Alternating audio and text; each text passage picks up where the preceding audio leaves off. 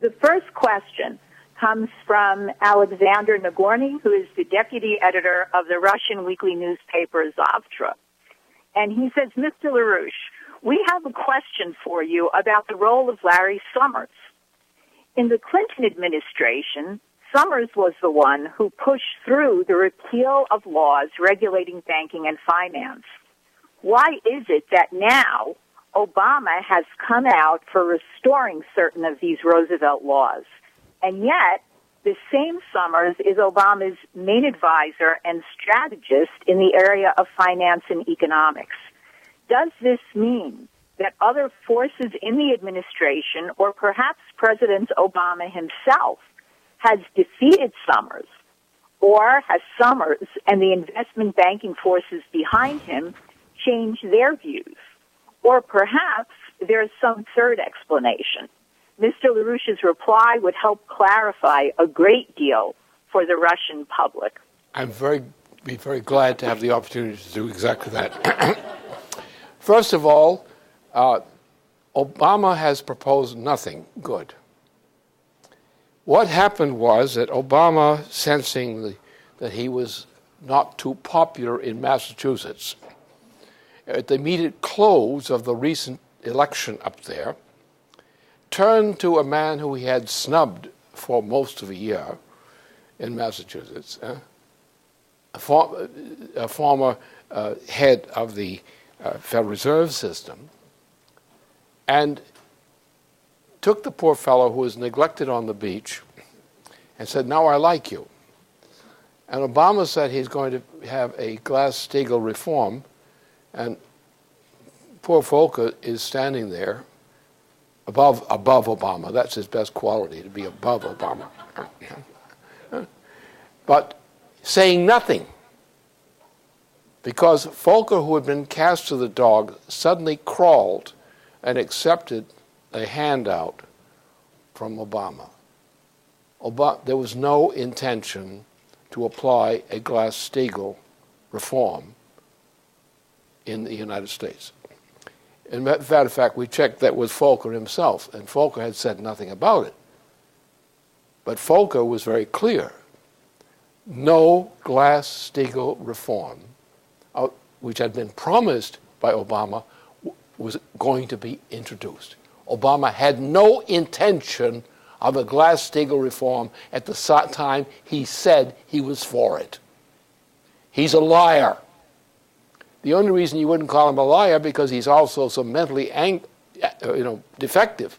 You don't know what his intentions are. You know what his intentions tend to be, but we don't know whether he's honest or not.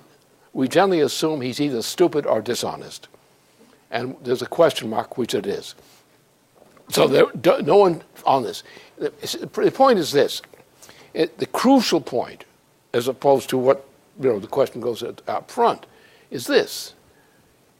We have, since in recent years, in recent decades, especially since October of 1987, we had a Great Depression, like the 29 Depression in October 1987. Volcker had been, at that time, head of the Federal Reserve System. But he did nothing about this depression because he said he was going to leave the problem to his incoming successor, which was Alan Greenspan, otherwise known as Green Death. So what Greenspan unleashed was something which had been considered criminal before then, which we call financial derivatives. And most of the world financial system since that time, especially since the fall of the Soviet Union, has depended upon the use of financial derivatives rather than legal and decent forms of public credit. Today, the mass of that corruption, of worthless credit, I promise you this. I don't have anything to back it up, but I promise you this. That kind of credit is the greatest amount of debt outstanding on the planet. As long as you try to engage in what's called bailout, the support of this bankrupt paper As long as you support London and London's practices, because London is the center of this corruption. If you don't kick the British in the testicles, if they have testicles, we're not sure that's their method of breeding. If you don't do that, the amount of debt you are accepting, embracing, of absolutely worthless debt, which is many times larger than all the legitimate debt on the planet. If you don't just wipe that off the books by a Glass-Steagall method, this planet will never recover from this depression. Now, to do that, that means, if you do that, you don't have to kill the United Kingdom.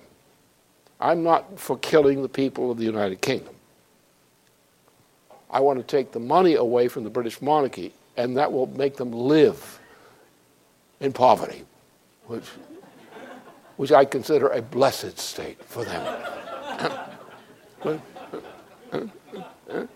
So therefore, if we don't eliminate, just wipe this off the books, reverse the bailout, cancel the bailout, and everything that smells like the bailout. Go back to a Glass-Steagall standard of commercial banking, which includes protection of savings banks and so forth. Go back to what I proposed in 2007. When I proposed a Homeowners and Bank Protection Act, which was killed by Barney Frank and company. If that legislation had been enacted, we would not be in the mess we're in the United States or the world today. You can blame, if you don't like poverty, if you don't like suffering, blame Barney Frank. He will give you a reply that nobody will understand, but at least it will be a reply. Mumbles. So the point is, the deeper issue is that. The issue is London. If you're not prepared to break London's power in international finance and restrict London itself to the same kind of protection for its honest debt which we afford to ourselves by a Glass-Steagall standard, there's no solution without that.